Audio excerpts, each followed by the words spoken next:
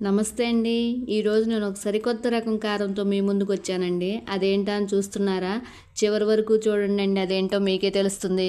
అది ఎలా చేయాలి ఏంటి అనేది, దానికి కావాల్సిన పదార్థాలు ఇప్పుడు నేను మీకు చెప్తాను. దానికి కావాల్సిన పదార్థాలు: కొత్తిమీర, ఎండుమిర్చి, పచ్చెనగపప్పు, సాయిపప్పు, ధనియాలు, జీలకర్ర, ఉప్పు, చింతపండు, వెల్లుల్లిపాయలు. పొయ్యి మీద ఒక బాండీ పెట్టి తగినంత నూనె వేసి ముందుగా శనగపప్పు వేయించుకున్న తర్వాత సాయి మినపప్పు కూడా వేయించుకోవాలి.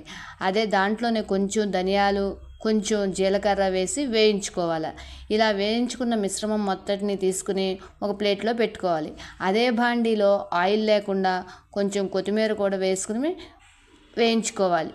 అదే బాండీలో కొంచెం ఆయిల్ వేసి ఎండుమిర్చి కూడా వేసి వేయించుకోవాలి.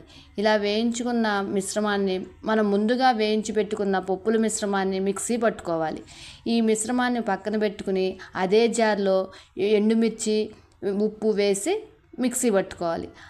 దాంట్లో మనం ముందుగా వేయించి పెట్టుకున్నటువంటి కొత్తిమీర కూడా వేసి మిక్సీ పట్టాలి. ఇందాక ముందుగా పెట్టినటువంటి పప్పుల్ని ఈ మిశ్రమాన్ని కలిపి మళ్ళీ మిక్సీ జార్లోకి తీసుకుని మిక్సీ పట్టిన తర్వాత కొంచెం చింతపండు, కొంచెం వెల్లుల్లిపాయలు వేసి మిక్సీ పట్టాలి. ఏంటో అర్థమైపోయిందండి ఇదేంటనేది మీకు? ఇదేంటో కాదండి, కొత్తిమీర కారం అండి.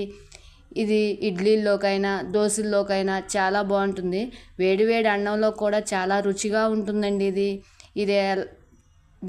ఇది మీరు కూడా ఒకసారి ట్రై చేయండి.